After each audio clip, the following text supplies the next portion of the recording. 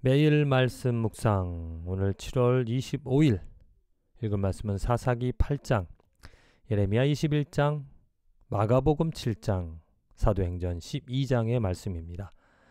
이 말씀을 통하여서 우리 인간, 나의 문제가 무엇인지를 정확하게 아는 것, 그것을 알아야 답을 찾을 수가 있습니다. 물론 답은 한마디로 예수 그리스도입니다.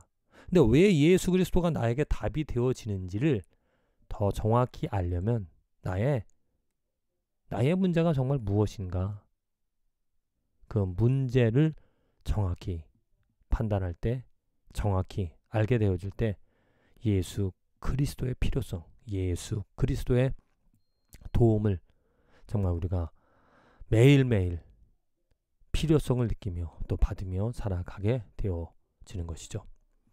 자, 마가복음 7장, 분명하게 예수님께서 그 바리새인들에게 그들의 문제점을 지적하고 있습니다.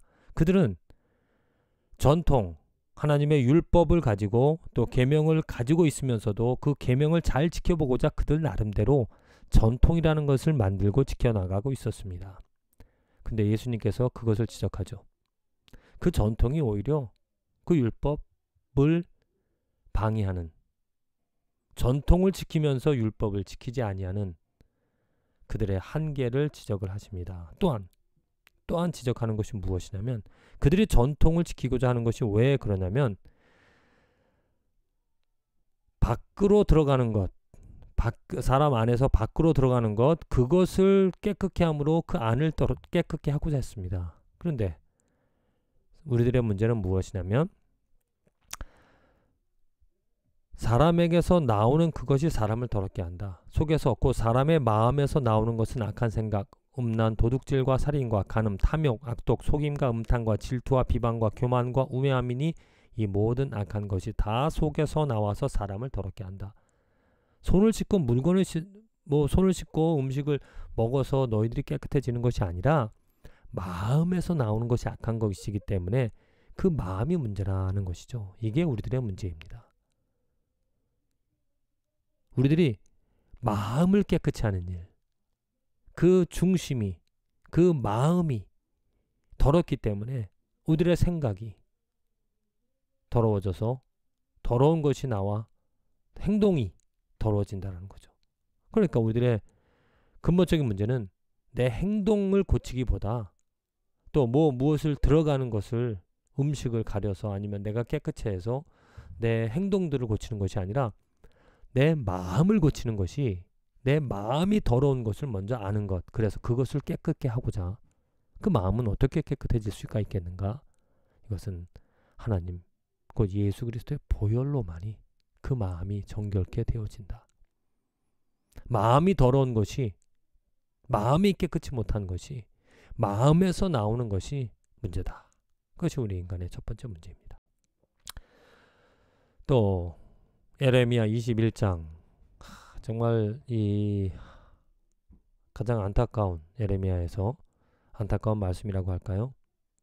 그 시드기야 왕이 예레미야 가서 묻습니다. 아니면 도와달라고 하는 것이죠. 하나님께 기도해서 이 어려운 상태를 벗어나기를, 이방 민족의 침탈을 받고 있는 그 위기 상황에서 벗어날 수 있게 좀 하나님께 좀 부탁 좀, 응답 좀, 아니면 기도 좀 해달라. 이렇게 얘기할 때 예레미야가 분명히 이야기합니다. 이미 하나님께서 우리들에게 재앙을, 곧 여호와께서 말씀하시기를, 보라 내가 너희 앞에 생명의 길과 사망의 길을 두었노라. 너는 이 백성에게 전하라. 성읍에 사는 자는 칼과 기근과 전염병에 죽으려니와 너희를 애워싼 갈다인에게 나가서 항복하는 자는 살 것이나 그의 목숨은 전리품과 같이 되리라. 비록 생명과 사망의 길인데 두 개 다 망한다는 겁니다. 성읍에 사는 자는 칼과 기근, 전염병에 죽는 것이고, 살아서 나가서 항복하나 사나 목숨은 전리품과 같이 노예 생활이 되어진다는 거죠. 이미 하나님께서 정하신 법입니다. 왜? 불법, 우상을 섬긴 그 이스라엘 백성들. 이것은 우리들의 모든 인간의 문제죠. 이미 우리들은 하나님의 저주와 하나님의 심판을, 하나님의 죄에 대한, 이 세상에 태어난 모든 생명을 가진 사람들은 다 죄인으로, 곧 하나님을 알지 못하는, 하나님을 배반하는 하나님을 증오하는, 하나님을 인정하지 않는 그러한 죄인의 상태, 하나님과 원수된 상태에 태어났기 때문에 죽음이라는, 사망이라는 하나님의 저주를 받게 되어져 있습니다. 이미 예정되어진 것입니다. 모든 사람들이 죽는다라는 것. 그런데 우리가 그 죽음이 있지만은 그 죽음 이후에 다른 어떠한 선택할 수 있는 그런 기회가 우리에게 주어져 있다.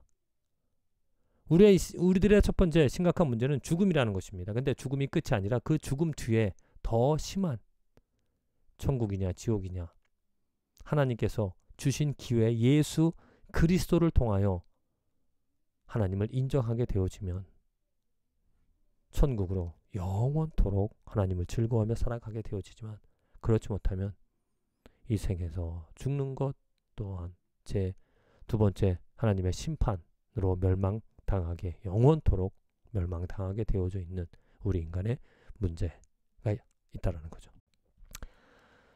자, 이어서 사사기 8장의 말씀입니다. 드디어 이제 기드온이 그 미디안 왕들을 다 처치를 합니다. 그런데 처치하고 나서 좀 문제가 있습니다. 이 사사라는 기드온이 하나님의 도구로 이스라엘 백성들을 구해주고 그들에게 평안을 주지만 그로 인하여서 또 다른 어떤 문제가 생겨진다는 거죠. 기드온이 그 금으로 에봇 하나를 만들어 자기의 성읍 오브라에 두었더니 온 이스라엘이 그것을 음란하게 위함으로 그것이 기드온과 그의 집에 올무가 되니라. 예, 이게 우리 인간의 또 다른 문제입니다.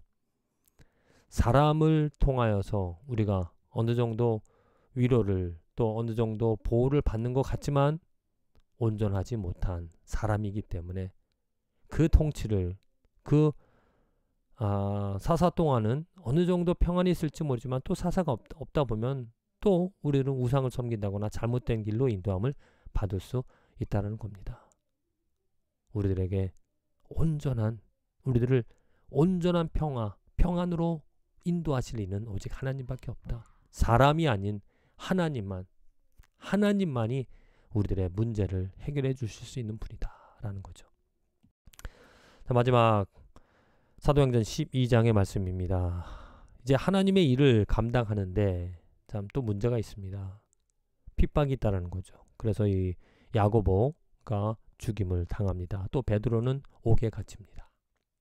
우리가 신앙생활, 믿음을 가지고 살아가는 삶이 되어졌다.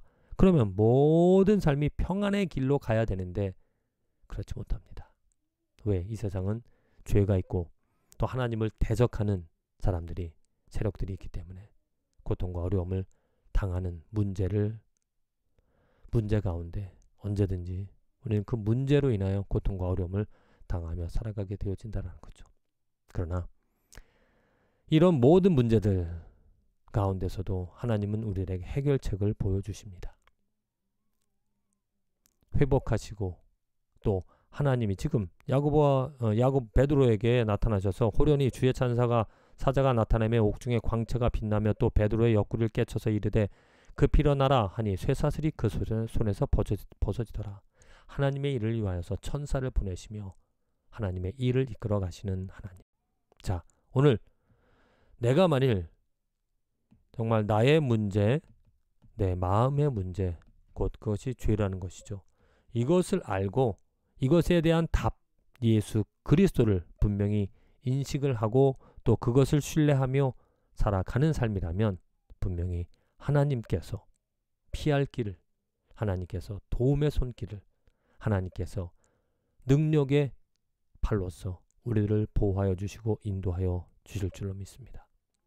심각하게 나의 문제, 부족한 것, 나의 죄, 또 하나님의 공의, 하나님의 정의, 하나님의 섭리를 제대로 알아서 온전히 우리의 문제에 답이 되어주시는 예수 그리스도로 말미암아 정말 위로와 사랑과 평안을 누리며 또 능력 가운데 예수 그리스도를 전하는 충성된 종으로서 살아갈 수 있는 축복된 하루와 인생이 되어지기를 간절히 기도드립니다.